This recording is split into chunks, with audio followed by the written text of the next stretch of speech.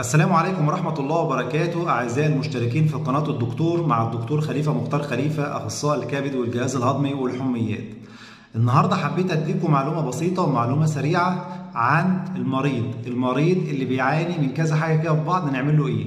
لو المريض دوت جالك بيشتكي عنده خمول، عاوز ينام باستمرار، الوزن بتاعه بدأ يزيد، رجله بتورم، وشه بيورم، تحت عينيه وفوق عينيه جفن عينيه بنفخ شوية.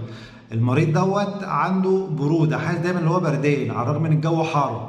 المريض ده شعره بدأ يقع، شعر حواجبه بدأ يقع، المريض ده كسلان، المريض ده عنده جفاف في الجلد، المريض ده ما عادش بيفكر في الاكل خالص، بيجيله امساك شديد، عنده انتفاخ في بطنه. لازم ساعتها نفكر اللي احنا نعمل تحليل الغده الدرقيه اللي هو التي اس اتش والفري تي 4. ليه؟ لان المريض ده غالبا هيطلع عنده كسل في الغده الدرقيه، خمول في الغده الدرقيه، واول ما ياخد العلاج بتاعها هيرتاح.